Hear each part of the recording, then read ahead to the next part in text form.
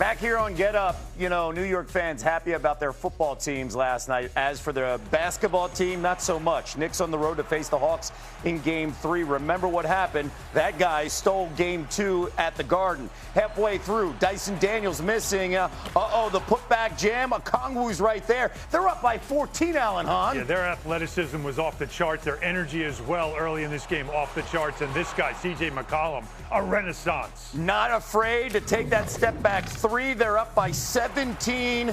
Jalen Brunson to Miles McBride. The triple here. Here comes the comeback. They're within 4. 4 minutes to go. 5-point game. Karl Anthony Towns driving. And then Jalen Johnson. Access denied. Anunoby has it. Steps back. Corner 3. Shot clock expires. Yes. Knicks within 2. 1:47 to go. Anunoby to McBride. McBride got it. We're tied at 105. 68 seconds left. And it's Jalen Brunson.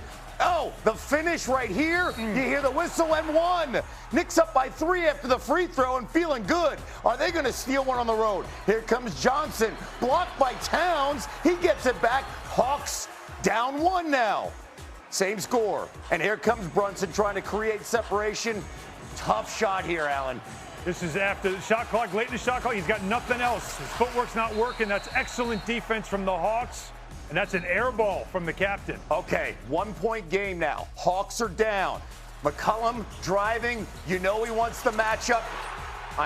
What a great play out of the timeout. This is out of a timeout, an outstanding play. He gets to his right hand. Knicks got to play better defense than that. Ice in his veins, and then 10 seconds left. This is what you want. You got your guy with the ball. Down 1. Look at the defense. And they don't get a shot. No, look at the defense. They converged. Everybody in the gym knew who was taking this shot, right? So everybody went to Brunson, and they took away all options. Suddenly, the conversation is no longer the Hawks stunning the Knicks and stealing one. Now they're in control of the series 2-1 with Game 4 back at home. Let's bring in Monica McNutt as well. Monica, what was your biggest takeaway from this Knicks loss? Good morning, Nagandi and Hahn. I thought that the Knicks have struggled to create quality shots. Outside of Deuce McBride and OG Anunoby, who shot some gutsy threes, overall as a team, they have not shot the 3-ball, and therefore they've not been able to create space in terms of dribble penetration and to allow sprays. It seems like it's a lot of iso ball because, Hahn, I heard you mention this, the athleticism and the energy, the Hawks have been content to guard one-on-one, and it has posed some problems in the last 2 games. I'll tell you what, I have been saying this on this show as the playoffs began. There is a Dragon Slayer at the bottom of the East bracket. The Hawks might be the Dragon Slayer. They are looking at this series now as they stole a Game 2, and then they avoided a collapse in Game 3, but they've got control of this series. And Quinn Snyder and C.J. McCollum are dominating this series because Snyder's been outstanding with his play calling, and McCollum has made all the big shots. This is the vet on a team that doesn't have a ton of playoff experience, and he has certainly led the way. But for the Knicks, execution, a major problem. Mike Brown is trying to find combinations that'll work. As I said before, everybody knew who was taking this shot. Jalen Brunson, clutch player of the year last year. And the Hawks went around him, converged with tons of length. He had nowhere to go. He threw the ball away, and the Knicks lose this game. And this is now a dangerous place where the Knicks are, a team that thought they could go on a run. Because when you think about a 1-1 playoff series, there has been 274 1-1 series.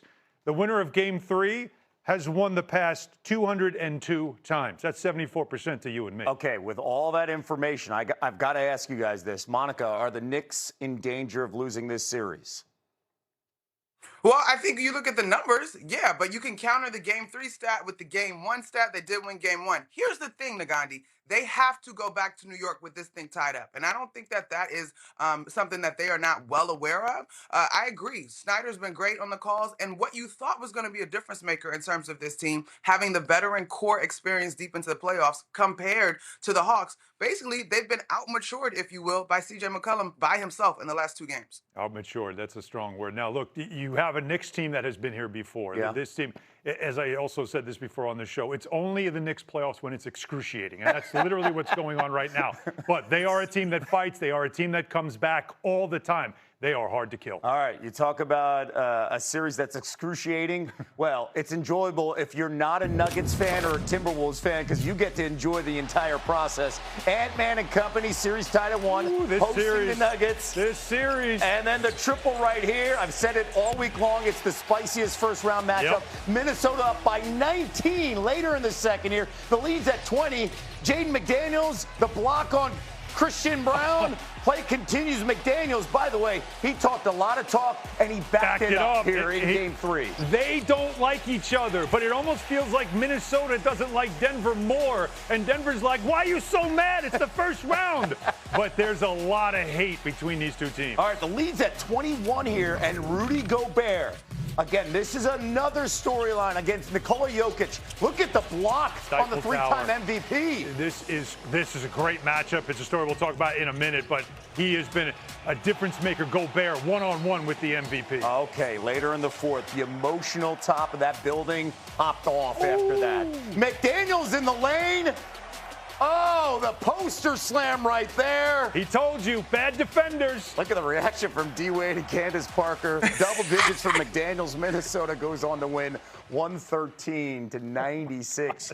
Your biggest takeaway from what Minnesota did and how they did it? Well, I'm telling you, this is about defense. This is literally what McDaniels was talking about, but it's also about the matchup. A 3-time MVP, a 4-time Defensive Player of the Year. How are you stopping Jokic? Because he's the centerpiece of everything that they do in Denver. He's one-on-one with him in this series, and he has been dominating him the last 2 games. The numbers tell you he's got Jokic shooting 38% from the field. Look at the three-point shooting as well. He is literally the Stifle Tower stifling Jokic. And if you pull up the box score and you look, 27-15, that doesn't tell the story.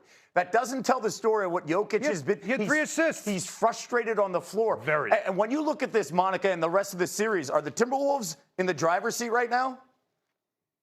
It feels that way, Nagandi, and I keep thinking back to like origin story, right? Like Tim Connelly literally built a team to beat the Nuggets, and it is coming to fruition again, right? Like, and we're still in the era of the league where defense, I think, deserves so much credit, and the Wolves over the Nuggets, especially without Aaron Gordon, are poised to defend.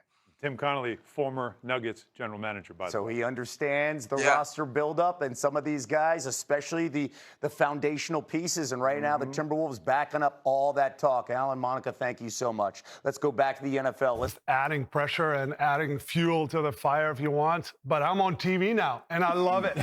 I love it. Just early in the series already brings that fire. They got a great rivalry.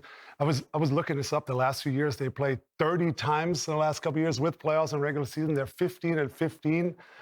So this is amazing. They have this rivalry, and can't wait where it's going to build. But if I was on his team, it's a bit too strong for me. But hey, if he can stand on it, and now he's got to play well. He also put a lot of pressure on himself.